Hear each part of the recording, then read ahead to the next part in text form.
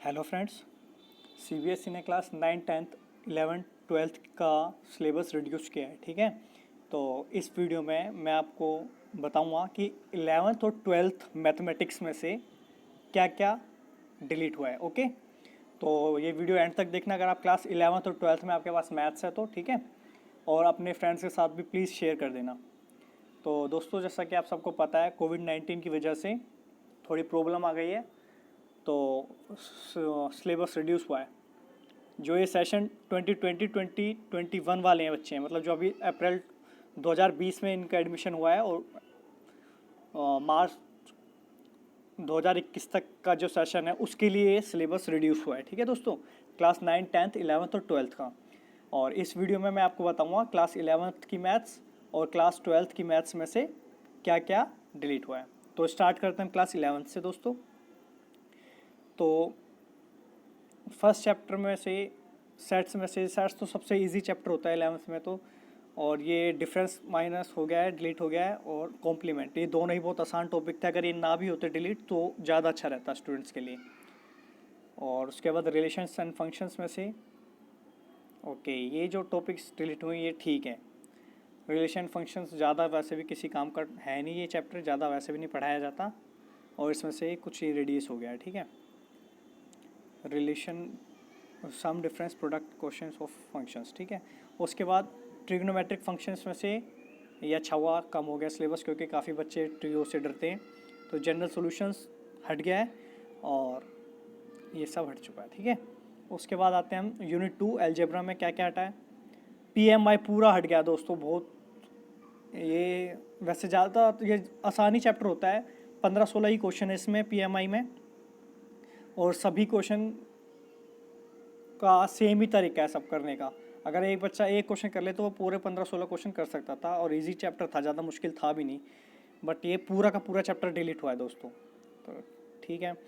उसके बाद है कॉम्प्लेक्स नंबर्स में से दोस्तों, पोलर रिप्रेजेंटेशन हट गया, very good. Square root of a complex number ये भी हट गया दोस्तों, तो ये अच्छा हुआ। उसके बाद लीनियर इनइक्वालिटीज़ एक बहुत ही ईजी चैप्टर है, और इसमें से कुछ भी डिलीट नहीं हुआ है। नील का मतलब कि इस चैप्टर में से, चैप्टर 3 में से कुछ भी डिलीट नहीं हुआ। ठीक है दोस्तों, आगे बढ़ते हैं।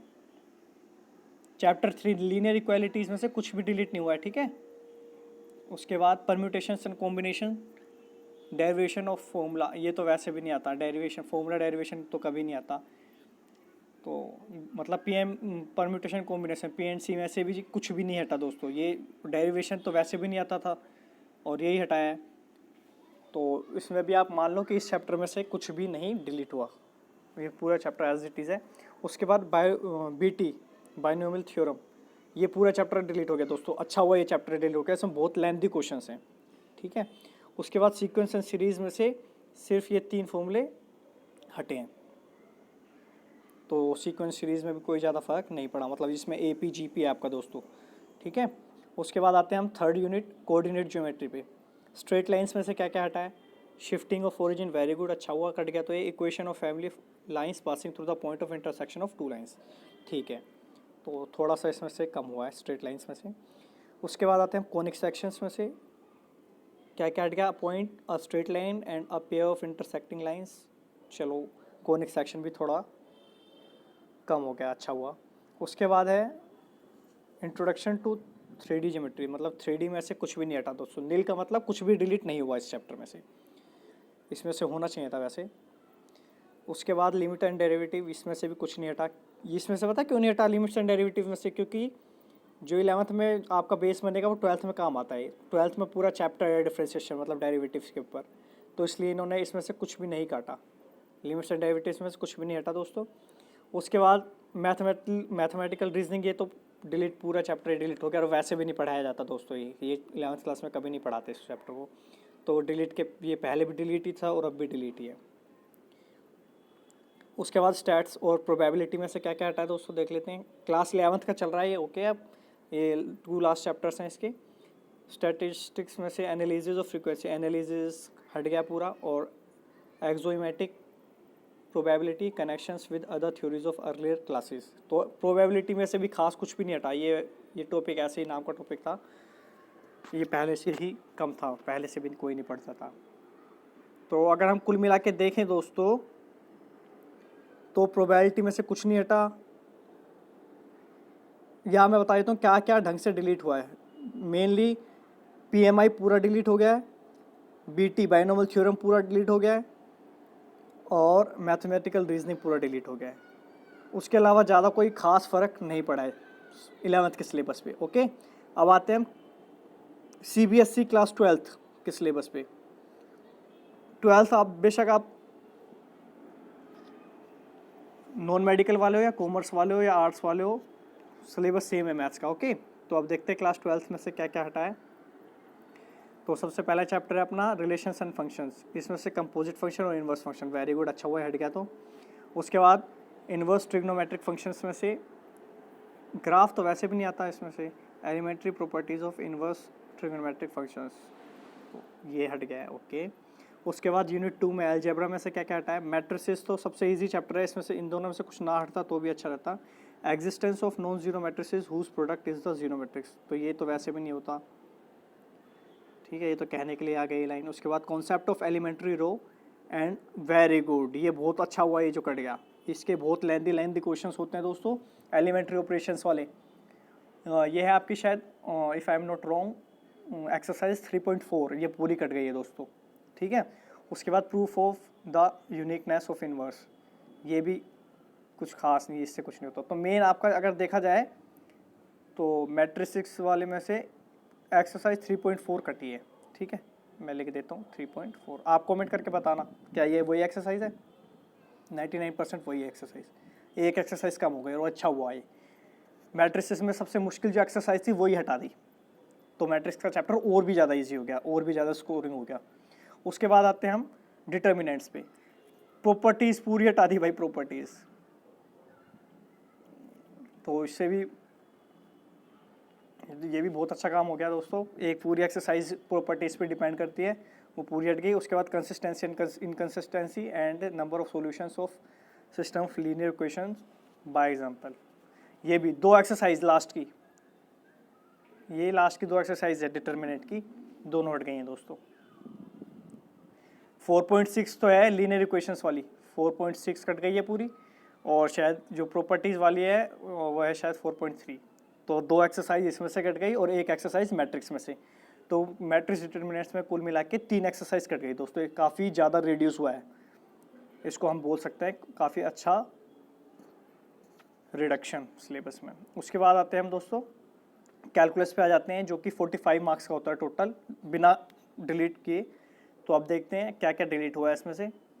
भाई रोल्स थ्योरम अच्छा हुआ है, हट गई, लेकिन इसके 2-3 ही क्वेश्चन होते हैं, और मीन वैल्यू थ्योरम इसके भी मतलब कुल मिला के दोनों इसके वैसे भी 2 या 3 ही क्वेश्चन है, तो कुछ खास नहीं काटा कंटिन्यूटी ऑफ डिफरेंशिएबिलिटी में से। उसके बाद एप्लीकेशंस में से rate of change of bodies और use of derivatives in approximation वाली एक एक्सरसाइज हट गई दोस्तों बस, और एक रेट वाली। तो अप्रोक्सीमेशन पे तो एक पूरी की पूरी है एक्सरसाइज, वो पूरी कट गई। अगर आप देखो तो इस तरह से वो एक्सरसाइज होगी कि भाई 44 अंडर रूट है, तो इसको एप्लीकेशन ऑफ डेरिवेटिव्स के थ्रू निकालो, इसका क्या आएगा अप्रोक्स आंसर। ऐसे सोल्व करते हैं ना कि भाई 8 की पावर 1/3 है, तो इसका आंसर क्या आएगा, with the help of derivative निकालो। ये एक पूरी एक्सरसाइज है दोस्तों, ये पूरी कट गई है। उसके बाद इंटीग्रेशन में से इंटीग्रल्स बोल लो या फिर इंटीग्रेशन बोल लो, इसमें से आपके अच्छा हुआ 2 फॉर्मूलेस कट गए, ये कट गया, ये कट गया। उसके बाद definite limit as a sum cut गया, very good, limit as a sum की भी एक पूरी की पूरी एक्सरसाइज है, पूरा कट गया। तो इसमें से हम बोल सकते हैं 12th का काफ़ी अच्छा सिलेबस रिड्यूस हुआ है दोस्तों, अगर हम देखें तो। उसके बाद एप्लीकेशन में से एरिया बिटवीन 2 अबव कर्व्स वाला हट गया, और मेनली इसके ही क्वेश्चन आते हैं एप्लीकेशन से। तो एप्लीकेशन की भी 8.1 और 8.2 शायद 2 ही एक्सरसाइज हैं, उसमें से भी ये कम हो गया, तो बहुत कम हो गया। इंटीग्रेशन का तो काफ़ी हद तक कम हुआ है, ठीक है। उसके बाद आते हैं हम डिफरेंशियल इक्वेशंस में। डिफरेंशियल इक्वेशन में पी फॉर्म, इसके क्वेश्चन हट गए, अच्छा हुआ, very good. Formation of differential equation whose general solution is, general solution वाला कट गया। और linear differential equation of the type this type dx by dy, ये कुछ खास नहीं है, थोड़े से 2-3 क्वेश्चन हैं, तो डिफरेंशियल इक्वेशन में से कुछ खास नहीं हटा। उसके बाद आते हैं हम वेक्टर और 3D। वेक्टर 3D में से क्या क्या कटा है देख लेते हैं दोस्तों। वेक्टर्स में से scalar triple product of vectors, triple product के वैसे भी कुछ ज़्यादा क्वेश्चंस नहीं है, तो हम नहीं कह सकते कुछ ज़्यादा कटा है इसमें से। 3D में से एंगल का पूरा कॉन्सेप्ट खत्म कर दिया इन्होंने। 3D में जो एंगल निकालने होते थे सब हटा दिया। वेरी गुड, काफ़ी ज़्यादा क्वेश्चंस थे एंगल के, सबके एंगल निकालने होते, कभी लाइन के बीच का, कभी प्लेन के बीच का, कभी लाइन और प्लेन के, तो काफ़ी ज़्यादा कंफ्यूजिंग और फॉर्मूले इसमें याद करने पड़ते आपको। 3D में काफ़ी सारे फॉर्मूला याद करने पड़ते, अब वो हटा दिया इन्होंने एंगल वाले, तो एंगल वाले फॉर्मूले आपको याद नहीं करने पड़ेंगे। तो ये कह सकते हैं 3D में से काफ़ी अच्छा रिडक्शन मिला है आपको, ठीक है। उसके बाद एलपीपी में से तो कुछ काटने की ज़रूरत नहीं थी दोस्तों। Mathematical formation of LP problems, तो मतलब पहली एक्सरसाइज कट गई और सेकंड में से अनबाउंडेड। तो हम देखें तो ये भी ठीक है। एलपीपी में वैसे भी ज़्यादा क्वेश्चंस है नहीं दोस्तों, छोटा सा चैप्टर है। मेनली जो उसकी सेकंड एक्सरसाइज है उसमें क्वेश्चन है, तो उसमें से अनबाउंडेड हट गया। अनबाउंडेड के 2 या 3 ही क्वेश्चन थे, बाकी सब क्वेश्चन आपको करने पड़ेंगे।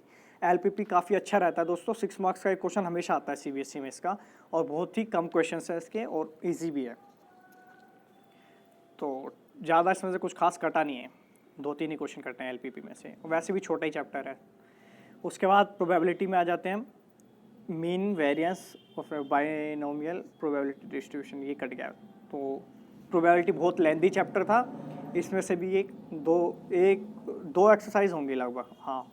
मीन वेरिएशन और बाइनोमियल प्रोबेबिलिटी डिस्ट्रीब्यूशन को मिला के 2 एक्सरसाइज प्रोबेबिलिटी की कट हो गई दोस्तों। तो 11th के लिए तो नहीं मैं बोल सकता, बट हाँ 12th का काफ़ी अच्छा रिडक्शन मिला है, 12th वालों को काफ़ी हेल्प होगी इससे। और दोस्तों आपको ये वीडियो अच्छा लगी हो तो प्लीज़ लाइक कर देना, सब्सक्राइब कर देना, कमेंट कर देना, और कमेंट करके बताओ। अब मैं आपको अपने यूट्यूब चैनल पे 12th का पूरा सिलेबस करवाऊँगा, लेकिन तभी अगर आप मुझे सपोर्ट करोगे तो, ओके। तो ज़्यादा से ज़्यादा शेयर करो अपने फ्रेंड्स के साथ, दूसरे स्कूल के बच्चों के साथ, अपने जो आपके व्हाट्सएप ग्रुप्स बने हुए हैं सब प्लीज़ शेयर करो। और अभी ये देखो लास्ट में आपको मेरा सब्सक्राइब का बटन दिख रहा होगा और प्लेलिस्ट दिख रही होगी, प्लीज़ ये सब जाके चेक करो आप और सब्सक्राइब कर लो, और शेयर करना बिल्कुल ना भूलें, और कमेंट करके बताएं कि आप पढ़ना चाहते हो या नहीं पढ़ना चाहते, और कौन से चैप्टर से हम स्टार्ट करें।